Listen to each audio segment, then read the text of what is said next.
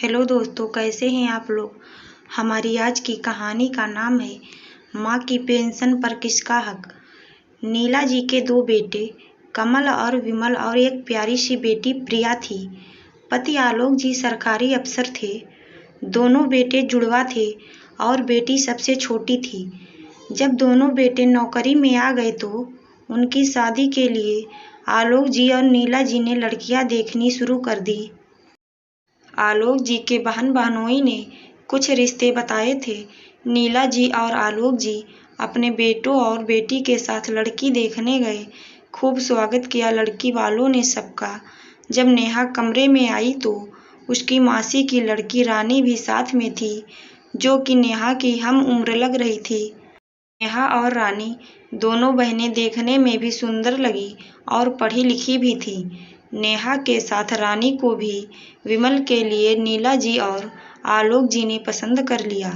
लड़की वालों को भी कोई आपत्ति नहीं हुई और जब कमल विमल ने भी हाँ कर दिया तो उसी शुभ घड़ी में शगुन के कंगन नीला जी ने अपने होने वाली दोनों बहुओं के हाथों में पहना दिए। खुशी खुशी शादी हो गई।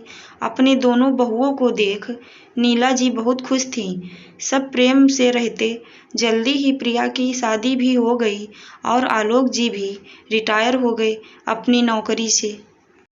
सब ठीक चल रहा था, तभी एक दिन अचानक हार्ट अटैक आया और आलोक जी नहीं रहे। प्रिया और दामाद अतुल जी खबर मिलते तुरंत आ गए। इस उम्र में आलोक जी का साथ छूटना नीला जी को एक सदमे की तरह लगा और वो बीमार रहने लगी। सारे पेपर वर्क के बाद आलोक जी की पेंशन नीला जी को आने लगी। आलोक जी काफ़ी ऊंचे पोस्ट से रिटायर हुए थे तो पेंशन की रकम भी अच्छी थी। पैसा नियत बदलते देर नहीं करता। वही हुआ नीला जी के घर में भी पेंशन को लेके तकरार शुरू हो गई। पहले बहुएं फिर बेटों के बीच भी मनमुटाव होने लगा। दोनों ही चाहते थे कि पूरी पेंशन वो लें। नीला जी बहुत दुखी होती अपने परिवार को बिखरते देख।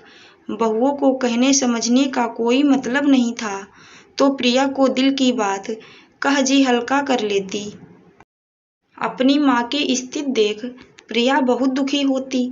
जब बात बढ़ने लगी तब एक फैसला किया नीला जी ने और सबको बुलाकर कहा, आज से 1 महीने की पेंशन कमल लेगा और दूसरे महीने की विमल, और दोनों भाई प्रेम से रहो, बस यही मेरी इच्छा है।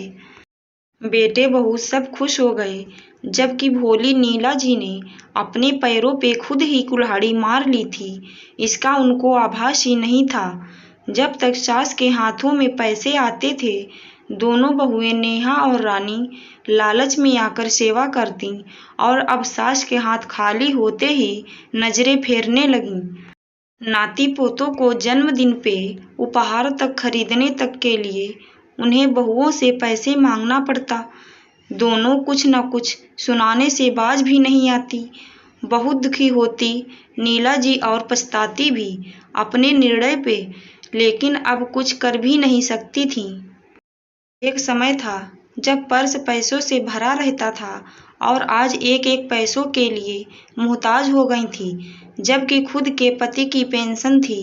एक रोज नीला जी की दवा खत्म होने को थी तो बड़ी बहू को बुलाकर उन्होंने कहा, यह बहू जरा कमल को फोन कर कह दे कि मेरी दवाई लेते आए। पिछली बार लाया था तो पर्ची भी उसी के पास होगी। इतना सुनते ही नेहा ने कहा, पर्ची शाम को देवर जी को दे दूंगी मैं। माँ जी, इस बार वहीं लाएंगे आपकी दवा।